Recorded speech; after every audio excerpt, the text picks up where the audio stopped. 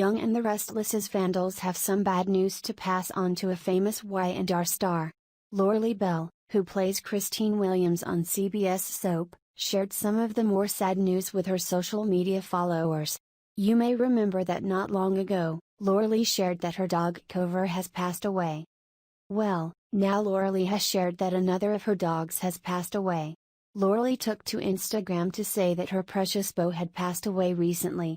This is terrible news, and it seems that Bo's problems are happening unexpectedly. A number of Lauralee's Y&R co-stars sent condolences on Instagram to Lauralee for her loss.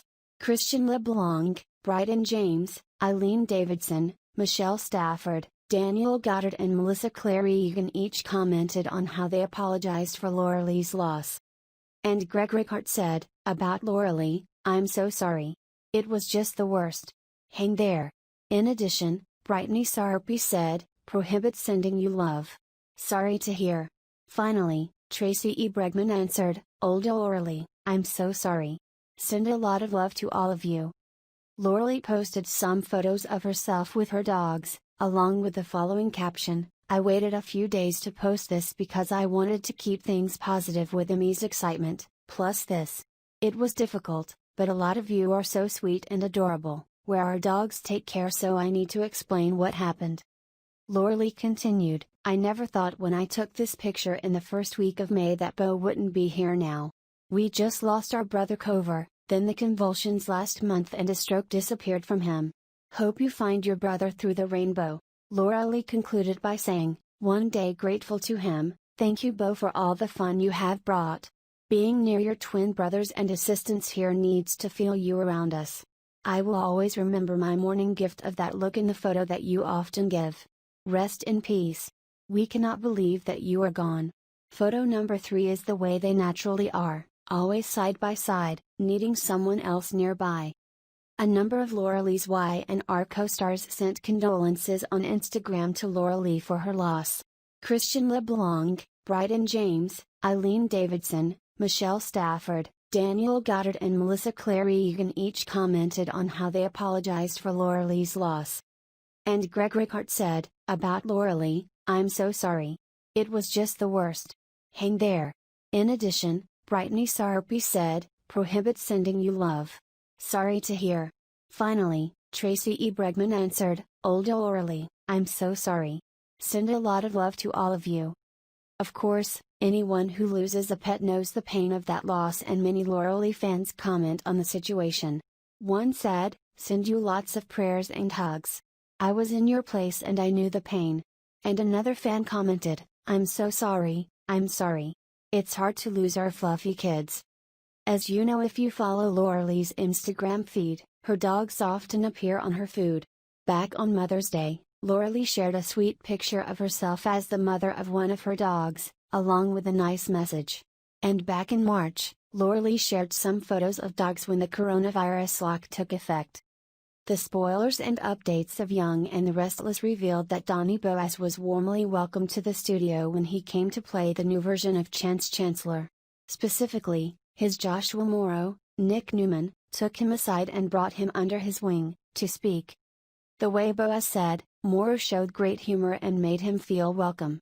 He talked about Morrow, as well as Bryton James for the Soap Opera Digest, and we have all the interesting details for you. According to Boaz, Morrow asked him to go to the dressing room to ask for friendly advice. When he was there, he asked him, "Do you know I'm a big deal?" No doubt about the beautiful dimples he is famous for. Morrow was obviously joking, so Boaz played with it when Morrow joked, Kid I like you. I hope you stick around." Then, seriously, Morrow gave him some inside advice to quickly move on to the soap filming world. What did Morrow say to Boaz about keeping up with his busy filming schedule? Basically, he tells him to make sure he has plenty of time to learn his lines, even if it means showing up an hour early to work. Good advice. But Boaz says that James is a witch in that department and he sees him simply looking at a script and ready to go. What can fans expect from Chancellor when the show returns after stopping coronavirus production? His story could really go in any direction if writers choose to take him down an unanticipated path. The destruction and updates of Young and the Restless revealed that big changes are likely to come to Geneva City, with the goal of starting the new year with new storylines and new storylines. The changes will not lead to certified stories, or conspiracy to be discarded because they never happened, or involve a timely jump like Days of Our Lives did earlier this year. A bit of whiplash story can be involved if what CBS Insider source is flooding in. According to our insiders, the show doesn't want to alienate viewers by eliminating existing stories or risking them off by jumping forward in time. Instead, the idea is likely to return to production, run through current stories as quickly as possible, and then there are new conspiracies ready to unravel before fans could sing Auld Lang Syne. In fact, the show can get a great deal of freedom from the plot because they did it and the fans weren't okay with it, they loved it. I'm talking about Deadlands. An evil anonymous twins show up and tons of lab work failures leading to family conditions and fake maternal love. The idea of going with such a bold step is to trim the bushes and allow new growth. Let's face it, there are many old lands still breathing their last breath in the city of Geneva, and killing them now makes sense. Why? Because virtually nothing in the real world makes sense right now, so why doesn't the real world follow? That is a good enough reason for me. Viewers' reactions to the episodes currently being revived were revealed to the participants of the show at CBS Soap. In particular, the characters' cross episodes have resonated with our fans, and our internal sources at CBS are now saying that the Honcho's program is interested in repeating future success.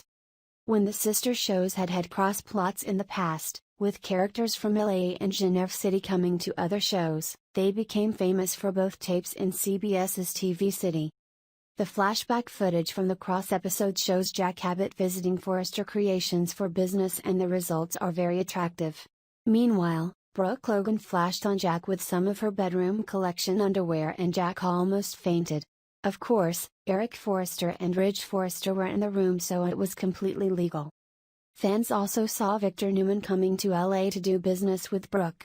Again, chemistry came out of the rankings when she flirted with a storm of titanium business.